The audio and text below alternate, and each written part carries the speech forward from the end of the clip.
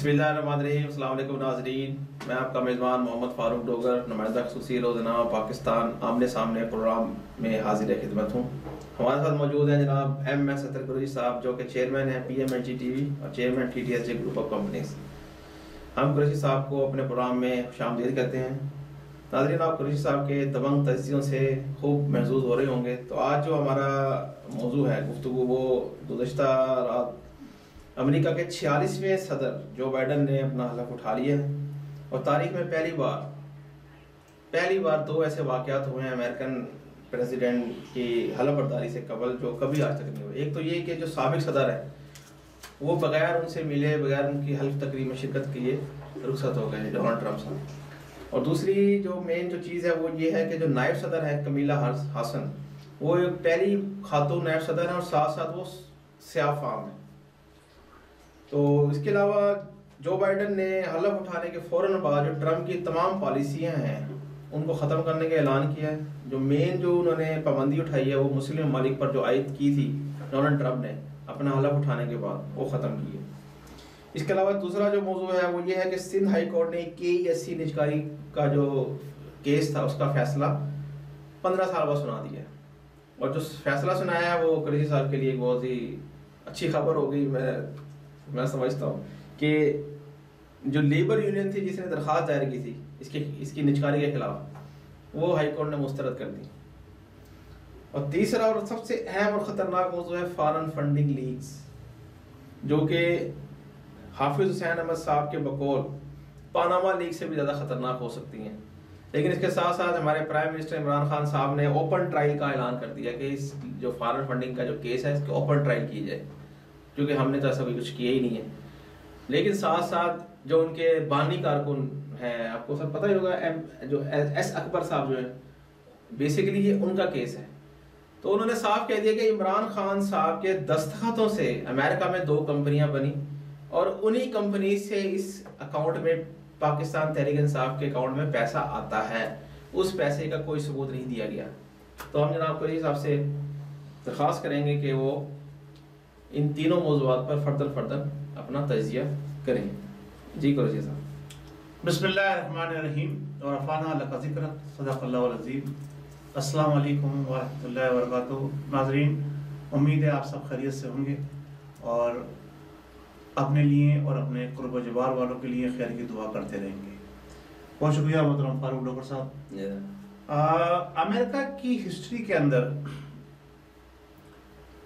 ये पहली मर्तबा जो हमने सुना है और अभी देखने में भी सामने आया है, जो दुनिया के अंदर एक ऐसा मुल्क है जिसे कहा जाता है कि सुपर पावर भी है, और ये तो हकीकत है कि सुपर पावर है।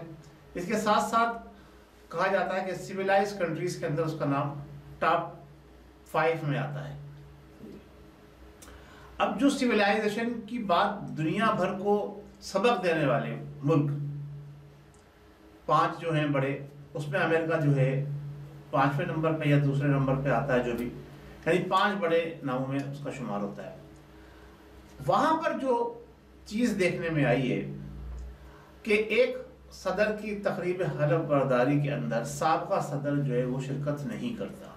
ये क्या पैगाम है आज की आलमी दुनिया के लिए, और ये क्या पैगाम है आज के दौर के मौजूदा अमेरिकियों के लिए, जो दुनिया भर को जनाब अली अपने फौजियों के बूट के नोक पर रखते हैं।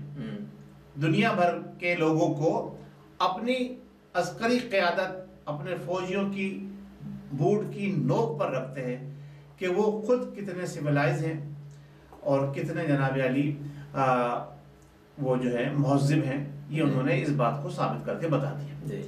तो ये अब जो दूसरे इक़दामात हुए हैं जिसमें जो बाइडन साहब ने आते ही ऐलान किया है, तो इस पर मैं सिर्फ इतना कहूँगा कि इब्तिदाई इश्क़ होता है क्या, आगे आगे देखिए होता है क्या है।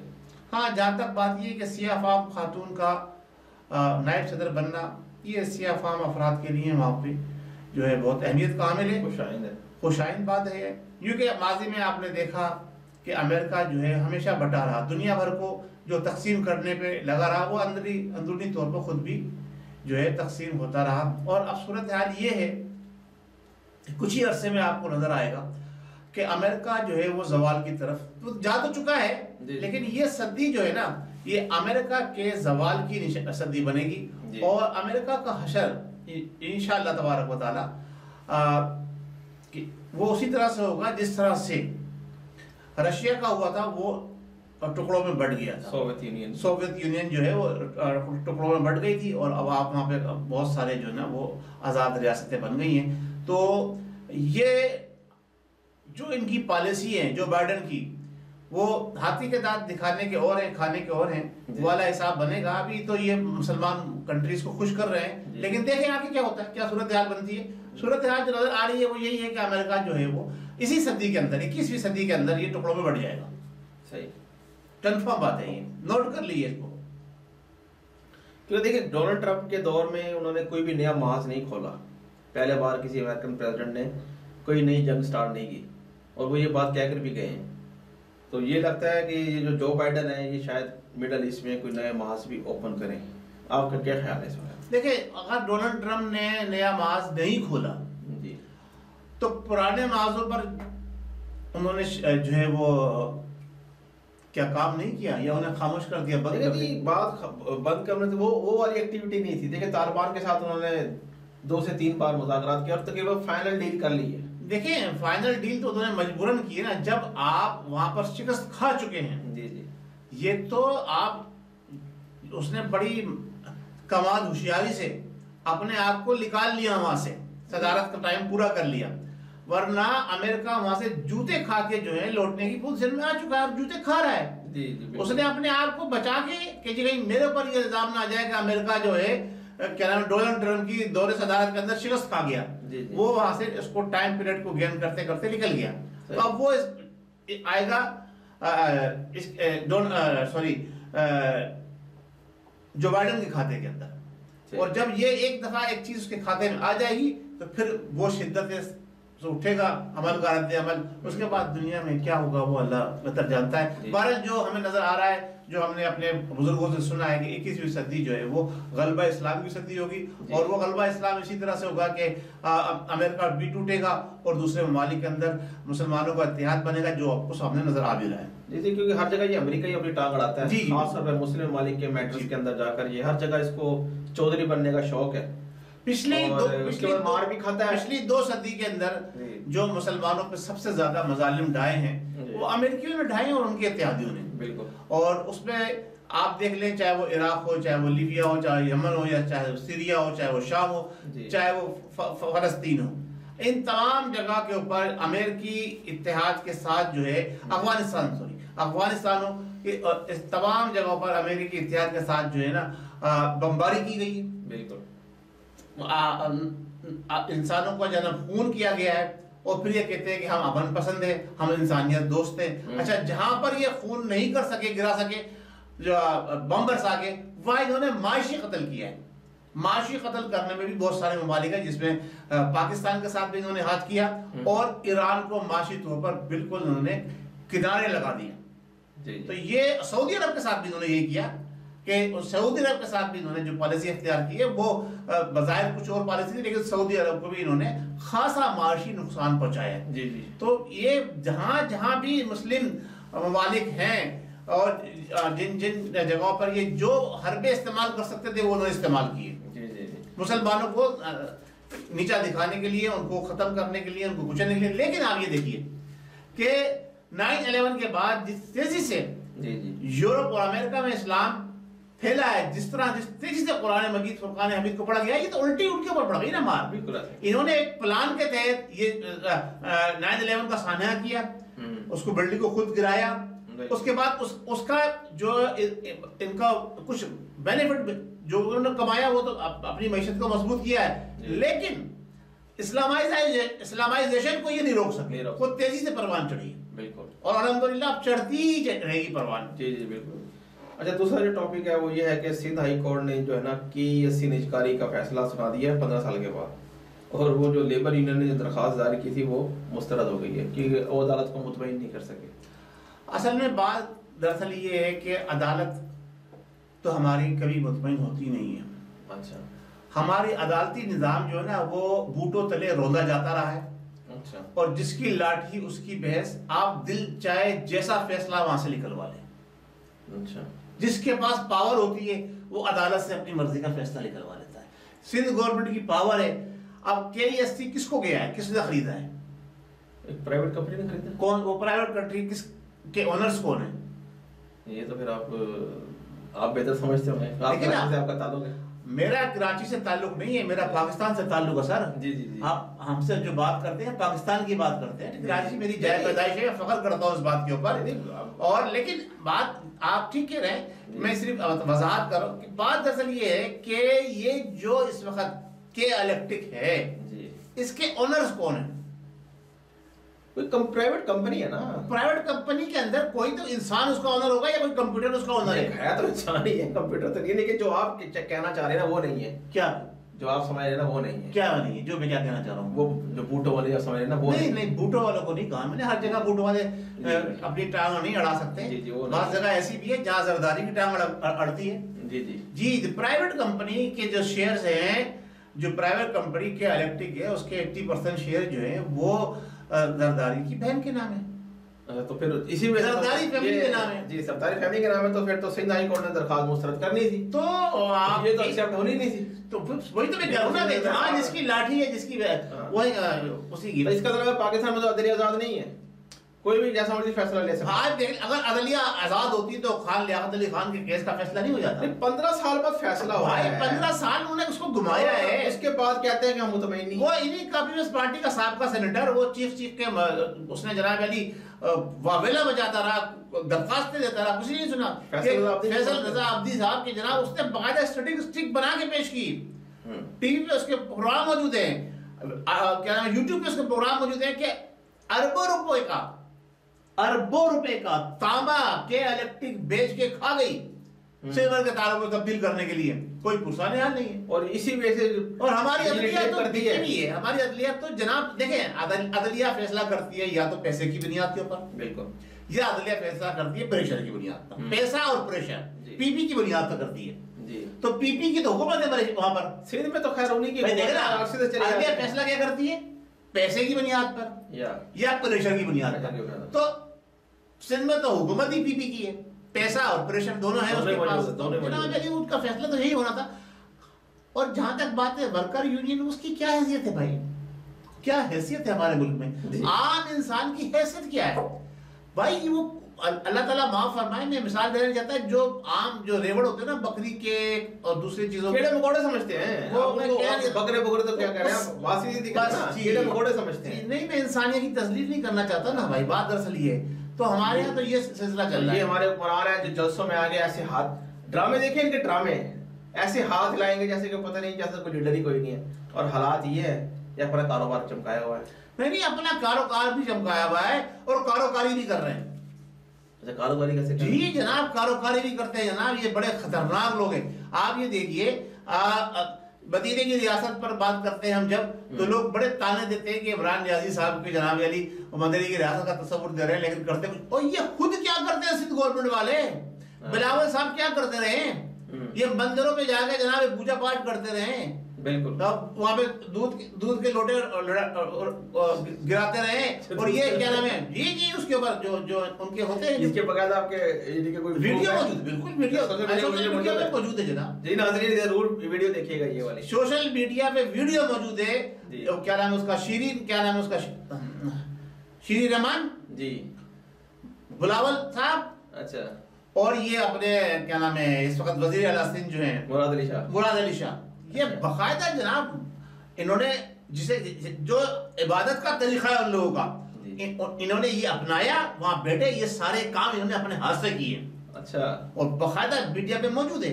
तो ये क्या बात करेंगे यार किसी के लिए? ये अच्छा। क्या इंसानियत की भलाई की बात करेंगे? जिन्हें यही नहीं पता कि जनाब अली ये अगर मुसलमान है तो इनका फरीजा क्या है, इन्हें करना क्या है। बिल्कुल ऐसे हमारे मुल्क को तो ऐसे लोगों ने डुबो दिया और देख रहे उनकी हुकूमत चली आ रही। बिल्कुल ऐसे चली आ रही है और मुसलसल चली आ रही है। और हमारे लाल लाडरे जिनसी इदारे सब खामोश है। करने दो इन्हें, हमने तो अय्याशी भैयाशी कर अभी देखिए ज़िमनी इलेक्शन हुआ है उमरकोट में, जहाँ पर बड़ी स्ट्रॉन्ग पोजीशन थी इनकी जेडीआई वाले जो हैं, जो ग्रैंड डेमोक्रेटिक अलायंस जो सिंध का, जो जिसमें ये साबका जो वज़ीर आला अरबाब और अरबाब रहीम, अरबाब गुलाम मोहम्मद रहीम, और ये दूसरी जो सिंध की जमातें हैं, उन उसको फिर शिकस्त हो गई है उमरकोट से। भाई मेरी बात सुनिए जी, मैंने आपको बार बार कहा, जब वहां के इलेक्शन हो रहे थे, कहाँ के, गिलगित-बल्तिस्तान, मैंने क्या कहा था, जिसकी हुकूमत है वही जीतेगी। तो यहाँ इनकी हुकूमत है, दूसरा कैसे जीत जाएगा? तो देखिए ये पीपल्स पार्टी वहां तो वो करती है कि जनाब अली, वहां पर जनाब अली इलेक्शन कमीशन ने अच्छा किरदार अदा नहीं किया, हुकूमती लोग वहां जाकर तकरीर करते रहे, हुकूम जनाब अली उन्होंने अपना असर रसूख इस्तेमाल किया, अपना पैसा इस्तेमाल किया, और जनाब अली सिंध में भी यही हुआ, सिंध में इन्होंने किया, जहां जिसका बस चल रहा है वो अपना हाथ दिखा रहा है, अपना हाथ दिखा रहा है। चलो ठीक हो गया, यानी कि ये ज्यादती हुई है, ये बेचारी ले 15 साल वो इस आस पे लगे रहे हैं कि शायद हमारे हक में फैसला हो जाए, शायद हमारे हकूक की बात हो जाए, लेकिन एंड में फैसला क्या दिया कि हम आपसे आपके जो दरखास्त है, आपने जो डॉक्यूमेंट्स दिए हैं अदालत को, उससे हम मुतमईन नहीं है, ना काफी है, बहाना बना के उनकी दरखास्त मुस्तरद कर दी 15 साल बाद। और भाई अगर तुम मुतमईन नहीं थे तो तुम जिस उनके डॉक्यूमेंट एक्सेप्ट कर रहे हो, असल में बात ये है कि जाहिलों को जो है ना भाई, कंडा माफ कोड हो तो माफ कर दीजिएगा, जो पढ़े लिखे जाहिल होते हैं ना, वो जाहिल नहीं जिसको कुछ नहीं, जो पढ़े लिखे जाहिलों को जब आप ऐसी जगह बैठा देंगे जो हक और इंसाफ की नहीं, जो पीपी की बात सुनते हैं, पैसा और प्रेशर की, तो यही हाल होगा। बिल्कुल बिल्कुल।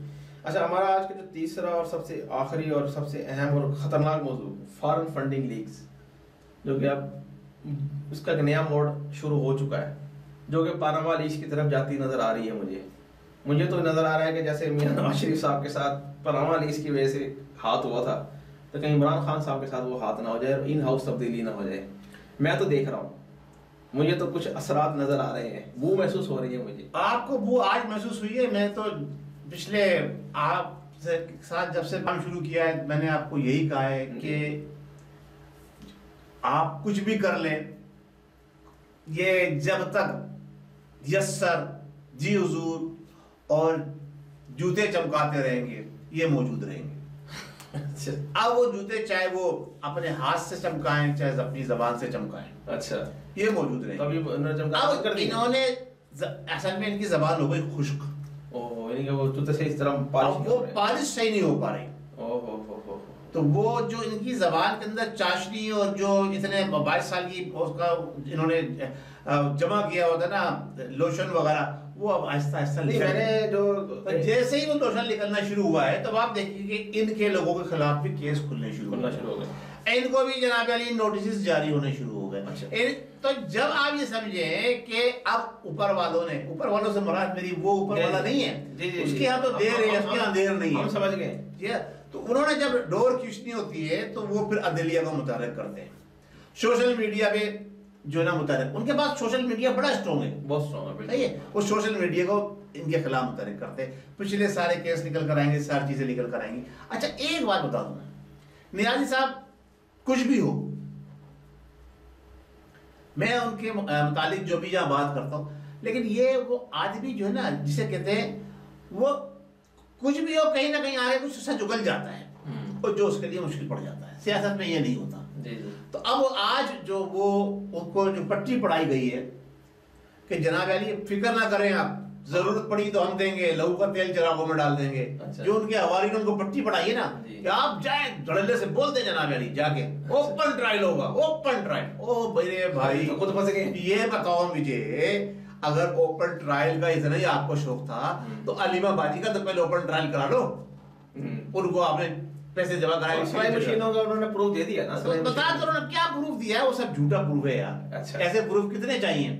अच्छा। अभी आप अदालत ने आपके सामने फैसला दिया है ना कि जी वो जो आपने दरख्वास्त दी है, जो सबूत दिए, जो आपने कहा है मुझसे मुतमईन नहीं है, 15 साल बाद, तो 6 साल तो इनके निकल गए, 6 साल बाद कहेंगे वो फंडिंग फेज तो कुछ भी नहीं था असलियत। ये इनको दो चीजें हो सकती है इसके अंदर, दो बातें यहाँ पर, दो चीजें, दो एलिमेंट है। या तो नियाज़ी साहब को इतना मुतमईन कर दिया, उन्होंने पेपर दिखा दिया अंदर से, फिक्र नहीं करो, हमने आपके केस को जो है ना वो अब रद्दी की टोकरी में डालना है, इसको क्लीन आउट कर देना, आप जाओ धड़ल्ले से बोलो जाकर। ताकि लोगों को भरोसा करें, देखे जी कितना बहादुर लीडर है, कितना इंसाफ पसंद लीडर है, कितना जनाब अली सुलह पसंद लीडर है। कहता कि मेरे खिलाफ ओपन ट्रायल करो। ओ भाई, अगर तुम इतने सुलह पसंद थे, इतने तुम क्लियर थे, तो ये तुमने स्टेप उस वक्त क्यों नहीं उठाया जब तुमने हल्फ उठाया था? ना काफी हल्फ उठाया था, ना अनकंप्लीट हल्फ उठाया था, जो हल्फ पूरा ही नहीं हुआ है उस वक्त आपने क्यों इस चीज का ऐलान नहीं किया? अब 2.5 साल बाद क्यों ख्याल आया आपको? बिल्कुल बिल्कुल। इनको या तो वहां से सबूत गायब किए गए, नेब इनके घर की लोंडी है, नेब इनके घर की लोंडी है, और लोंडी को जिस तरह चाहो इस्तेमाल कर लो, लोंडी को जिस तरह चाहो इस्तेमाल कर लो, वो आपकी मिल्क में होती है। इतना भी ना जो सच है वो आपकी मिल्क में होती है, नेब इनके घर की लोंडी है, अब वो जिस तरह चाहे इसको इस्तेमाल कर लेंगे। जब सिंध के अंदर हुकूमत जिनकी है उनके मुताबिक अदलिया फैसला कर सकती है, तो नेब की क्या मजाल जनाब कि नियाजी साहब के खिलाफ फैसला कर दे, जबकि इनके ऊपर वालों का आशीर्वाद भी हो। इसलिए उन्होंने धड़ल्ले से बोला है। एक चीज तो ये हो गई, सही है। दूसरा नुक्ता नजर मेरा ये है इसके अंदर कि इनको ट्रेप कर लिया गया है, क्योंकि वो लोग बड़े होशियार हैं, बड़े चालबाज हैं, उनको ट्रेप कर लिया गया।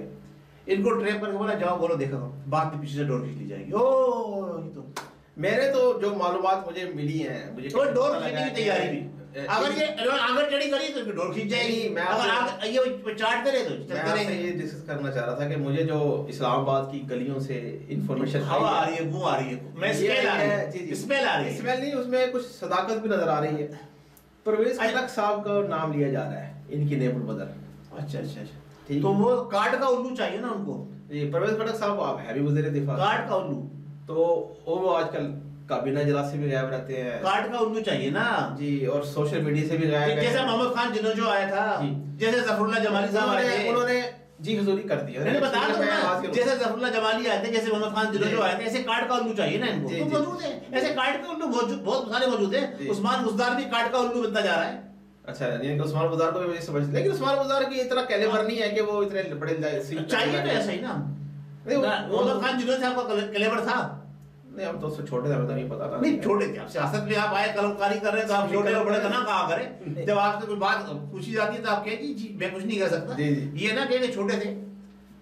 जिस वक्त मोहम्मद खान रहे थे हमें तो, हम तो बच्चे थे सर। नहीं तो मैं तो उस वक्त जनाब अली वो चला रहा था हुकूमत पाकिस्तान की। आप उस वक्त भी 40 साल के थे। नहीं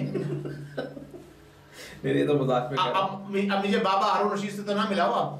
नहीं, बाबा रशीद क्या बात है ये उनकी। बाबा रशीद की आपको पता है लास्ट टाइम उनकी ये प्रेडिक्शन मैंने आपसे शेयर की थी, जिसमें उन्होंने कहा था कि अच्छा गवर्नमेंट को अब सबसे अहम बात साजिश का सबसे अहम बात जो मैं यहाँ पर आपको गुजार करना चाह रहा हूँ, कोई और पॉइंट आपका रहेगा तो बस ये आखिरी, ये ट्रायल व्रायल कुछ नहीं है, ये ड्रामा है। और सबसे एक और बात सबसे अहम जो रहेगी वो ये कि देखिए नियाजी साहब, मेरे मोहतरम, मेरे लोग अब आपके झांसे में आने वाले नहीं है।